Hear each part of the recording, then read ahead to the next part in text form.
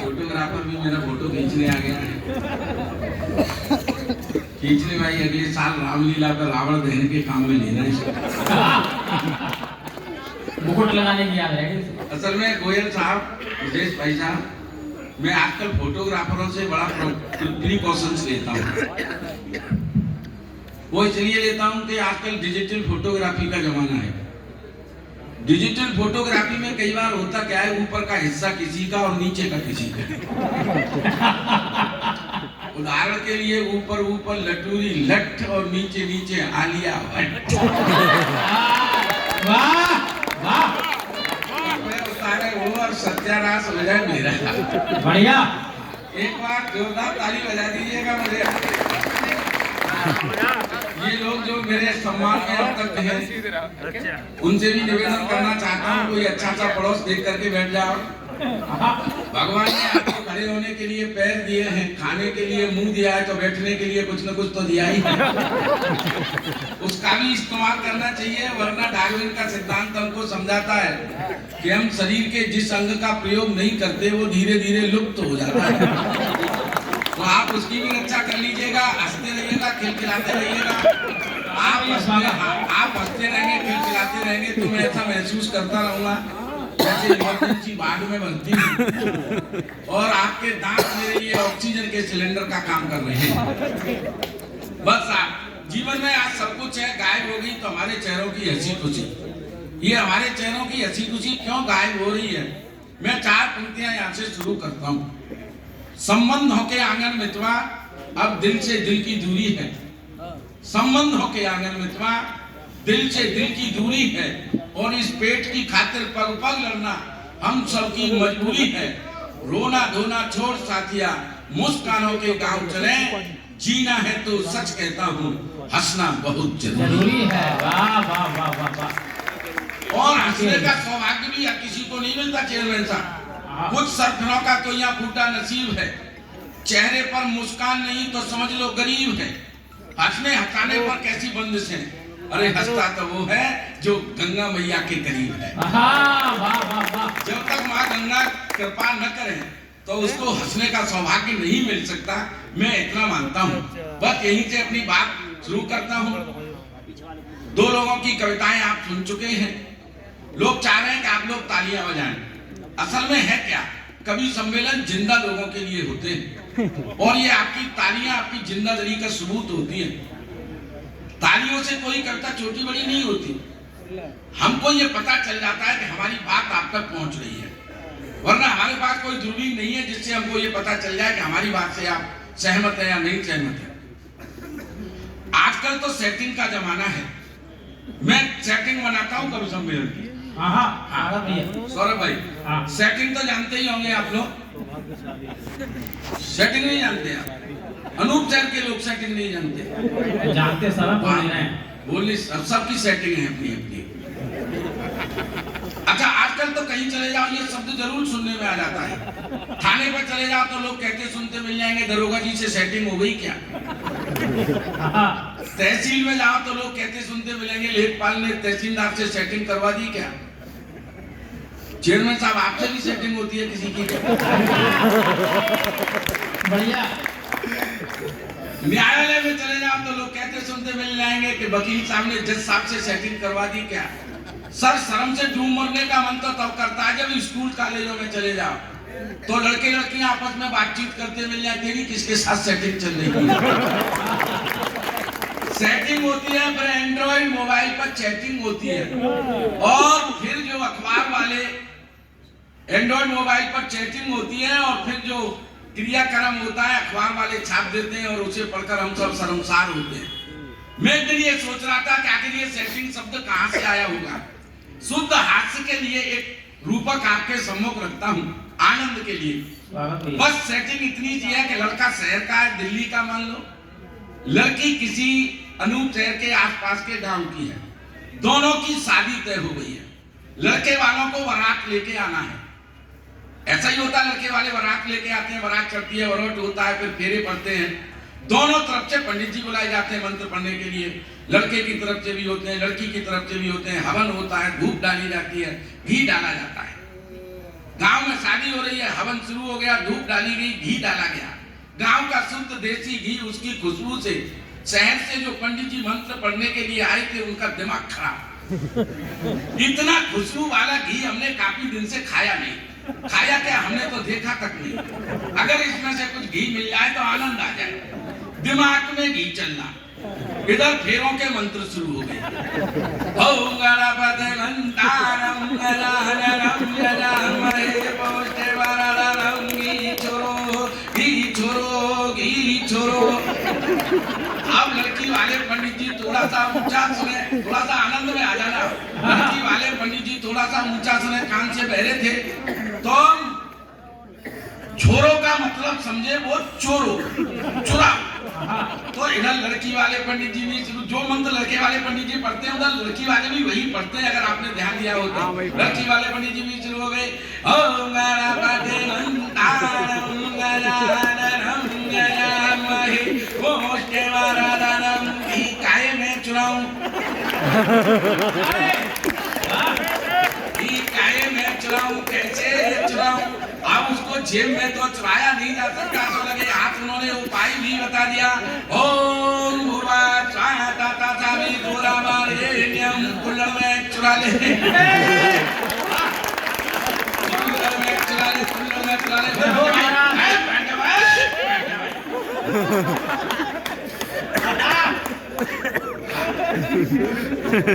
अरे मेरे बाप, मैं तेरा भी बाप हूँ। एक पाटा लगा करके धमकारा लकड़ी। ये रिश्ता क्या कहलाता है? देखो स्थितियाँ बहुत, देखिए सर मैं अपने बड़े रंग में आ जाऊंगा थोड़ा सा। भैया बैठ बैठ जा यार, कैसे निकल जा। हाँ तू निकल ले, तेरे मतलब का काम नहीं है।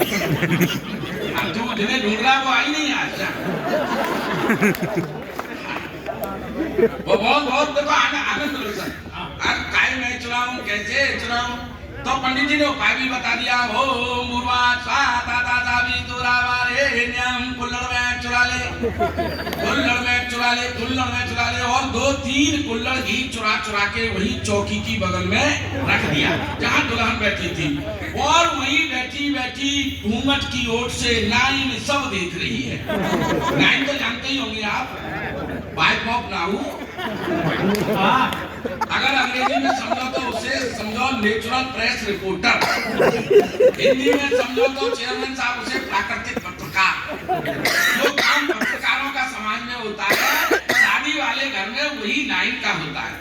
उसके रहते हुए उसके यजमान के साथ कोई गड़बड़ी नहीं कर सकता, जैसे आपके रहते हुए समाज में कोई गड़बड़ काम नहीं हो सकता। तो आप तो अखबार छाप लेते हो अपना।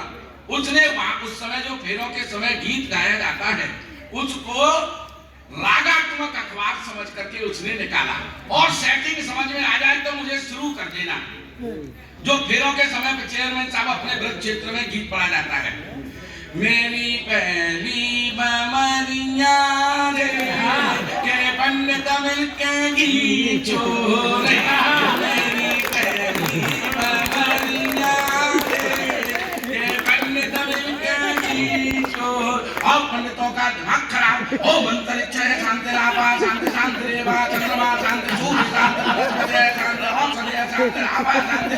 हे नाइन तू भी शांत हो जा, आराम तेरा, आराम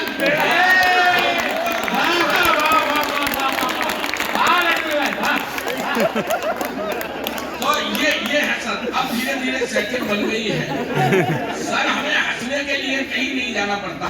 ईमानदारी के साथ बता रहा हूँ, छोटे छोटे बच्चों की तोतली बातें सुनकर के जब से चेयरमैन साहब ये एंड्रॉइड मोबाइल हमारे हाथों में आया है, तब से इस एंड्रॉइड मोबाइल ने अगर जिस देश की संस्कृति और संस्कारों को खत्म करना हो उस देश की भाषा को खराब कर दो।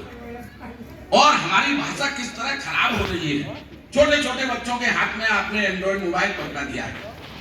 पिछले दिनों मेरा छोटा बेटा भाषा कैसी हो गई है टिप्पणी करता हूँ। छोटा बेटा पिछले दिनों कहने लगा, पापा स्कूल में नई मैडम आई है, बहुत हॉट है, शी इज वेरी हॉट। अरे मैंने कहा चुप, टीचर माँ के समान होती है, चुप हो जा। तो पलट के मुझसे कहने लगा, आप चुप हो जा, हमेशा अपनी जुगान में ही रहती है। अच्छा, इस बात पे मुझे गुस्सा आ गया तो मैंने बाप होने का अधिकार प्रयोग किया। बाप होने का अधिकार आप जानते ही होंगे, बच्चों को कूटना है की जरूरत नहीं है, बच्चों को कूटे नहीं तो हमको भ्रम होता है कि उनके बाप है भी कि नहीं। अच्छा, ये अधिकार केवल हिंदुस्तान में शेष रह गया बच्चों को पीटने वाला।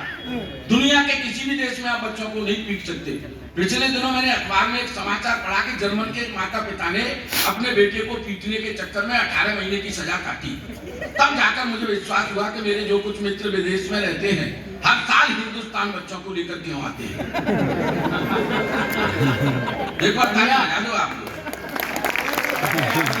तो चलो इनको वहां जाकर कूट लेंगे, फिर कुछ लोग हवाई अड्डे पे ही शुरू हो जाते हैं। अब आया ऊंट पहाड़ के नीचे, देख जनार्दन, तो मैंने भी बेटे को चाटा दिया, सर एक ढाका अब तक पहुंचाता हूँ। जैसे ही मैंने चाटा दिया तो पलट के मुझे पूछने बैठ गया कि आपके पापा आपको ऐसे ही पीटते थे?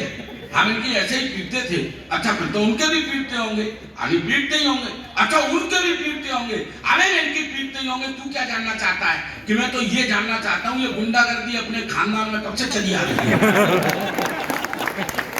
तो सर, हंसने के लिए तो हमें कहीं जाने की जरूरत नहीं होती है। वैसे भी हम कोरोना काल से निकल करके आए हैं। कोरोना में इस तरह के कवि सम्मेलन सर नहीं हो रहे थे, इतनी भीड़ इकट्ठी नहीं हो सकती थी। कोरोना में हमारे चेहरों की हंसी खुशी भी गायब हो गई थी। लेकिन देखिए सर, एक बात मैं आपके सामने टिप्पणी करना चाहता हूँ।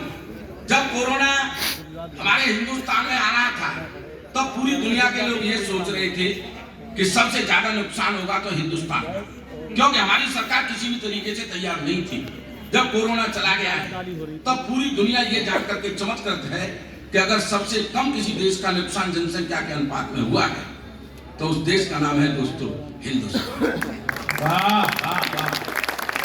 हिंदुस्तान का सबसे कम नुकसान क्यों हुआ सर? क्योंकि लॉकडाउन में भी हम केवल लॉक हुए थे, डाउन नहीं हुए। केवल लॉक हुए थे सर, डाउन नहीं हुए थे। डाउन होते चेयरमैन साहब हमारा ज्यादा नुकसान हो सकता था। अच्छा, लॉकडाउन लग गया था, कोई प्रॉब्लम नहीं थी, सरकार व्यवस्थाएं कर रही थी। सरकार व्यवस्थाएं कर रही थी सब सारी। आप जैसे तमाम धन्ना सेठों ने जो है अपने तिजोरियों के ताले खोल दिए थे लोगों की मदद के लिए। एक ही प्रॉब्लम थी, सुबह उठ करके एक ही लुगाई का मुंह देखना पड़ता था। सुबह उठो वही भूतनी, शाम को भी वही भूतनी, दोपहर को भी, सब मतलब दूसरा विकल्प नहीं था सर। और एक चीज और मैं भी देख रहा था, आप भी देख रहे होंगे, लॉकडाउन के समय पे जिसको भी देखो हलवाई बनने की कोशिश कर रहा था। रसोई घर में अपने पसंद की सब्जियां कटवा रहा था, बनवा रहा था, जिसे देखो। अच्छा, जो हलवाई नहीं बन सकता था बेचारा झाड़ू पोछा कर रहा है कि जरूरत नहीं, मैंने झाड़ू पोछा ही किया। आप क्या सोच रहे हैं मेरा प्लॉट वैसे ही खाली हो गया है? पोछे का असर है जो लॉकडाउन के समय हुआ है। एक बार ताली बजाओ, ये पोछे का असर दिखाई दे जाओ। उधर भी बैठे कुछ मेरे सालू भाई, उधर दिखाई दे रहे हैं, बिल्कुल फेस टू फेस हो रहा। चमक कितनी आ रही है डायरेक्ट फेस टू फेस। सालू भाई का मतलब जानते ही होंगे आप, एक ही कंपनी के द्वारा ठगे गए 2 ग्राहक। अच्छा सर, आदमी के जीवन में केवल 2 ही महिलाएं सर पे हाथ कराने का अधिकार रखती हैं, या तो माँ रखती है या पत्नी रखती है। इधर भाई साहब बैठे हुए हैं चश्मा लगा के, प्रणाम करता हूँ सर आपको, बिल्कुल सालू भाई। आदमी के जीवन में सर केवल 2 ही महिलाएं सर पे हाथ कराती है, या तो माँ या पत्नी। माँ हाथ कराती है तो बाल बढ़ते हैं।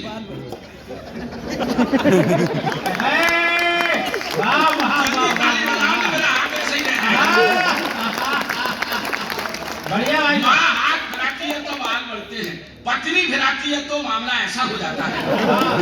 और इधर भाई साहब को देखकर ऐसा लग रहा जैसे पूरे मोहल्ले ने फिरा दिया।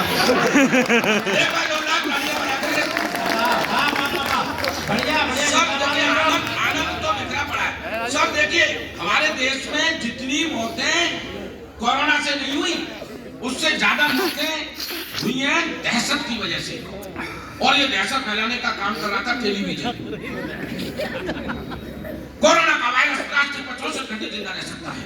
कोरोना का वायरस इस चीज पर 85 घंटे जिंदा रह सकता है। 2 गज की दूरी, मास्क है जरूरी, घर में रहो तो 2 गज की दूरी। बहुत फायदा हो रहा था, लिपस्टिक का फायदा हो रहा था मास्क लगाने से। सब एम्स के डॉक्टर साहब ने, अमिताभ बच्चन ने ज्ञान दिया, कोरोना का वायरस जूतों के साथ भी आ सकता है। मेरे बाप, हम घरों में कह रहे जूते के सड़क पर टहलने जा रहे हैं, जो कोरोना का वायरस लेकर के लौटेंगे। एम्स के डॉक्टर साहब ने जो ज्ञान दिया, इसमें बुखार रहता है, खांसी हो जाती है, फेफड़े जम जाते हैं, बार बार छींकें आ जाती हैं, मुंह का स्वाद चला जाता है, घरों में मसाले थे नहीं,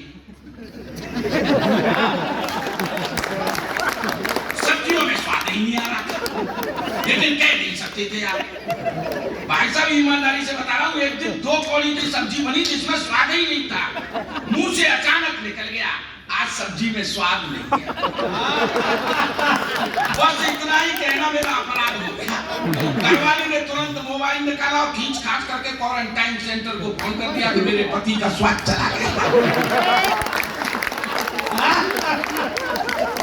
5 मिनट नहीं हुए कि अपने चरित्र को सड़क की छाती पर रगड़ती हुई एम्बुलेंस मेरे दरवाजे पर। कोरोना की किट पहने हुए उसमें से 5-6 यमदूत ऐसे निकले। 3-4 ने मेरे पैर पकड़े, 2-3 ने मेरे हाथ पकड़े और जबरदस्ती एम्बुलेंस में चेयरमैन साहब मुझे पूछ दिया कि कल बेटे 14 दिन के लिए क्वारंटाइन। अब मेरा क्या अपराध था आप बताओ। केवल इतना अपराध था कि मैंने ये कह दिया था कि सब्जी में स्वाद। इस बात की इतनी बड़ी सजा, 14 दिन क्वारंटाइन रहना पड़ेगा। भाई साहब मुसीबत है तो चेयरमैन साहब मेरा पीछा वहां भी नहीं छोड़ रही थी। बड़े बड़े अधिकारी आते, बड़े बड़े पत्रकार आते, एक ही प्रश्न पूछते, आपके संपर्क में कौन कौन आया था? आपके संपर्क में कौन कौन आया था? और मैं जला भुना बैठा, इतना क्रोध में बैठा कि इस बात की सजा काट रहा हूँ कि मैंने ये कह दिया था सब्जी में स्वाद नहीं है। अब मैं कुछ नाम लेने जा रहा हूँ, अगर आपका मन करे तो ठाके को रोकना मत, है ना? आपके संपर्क में कौन कौन आया था? ये मीडिया वाले माइक मुंह में घुस करके भाई साहब बता दो आपके संपर्क में कौन कौन आया था? मेरे संपर्क में आई थी मेरी लुगाई,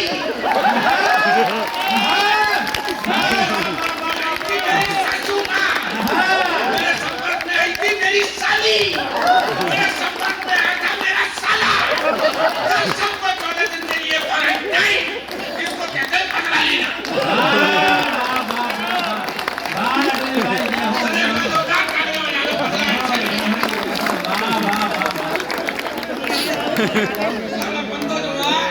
ऐसे ही अपना अगला बदला भी ऐसे ही ले लेते हैं, इसलिए ज्यादा तनाव लेने की आप मस्ती में रहो, आनंद रहो। सर हम राजनीति की बातें ज्यादा करते नहीं, ईमानदारी के साथ बताऊं।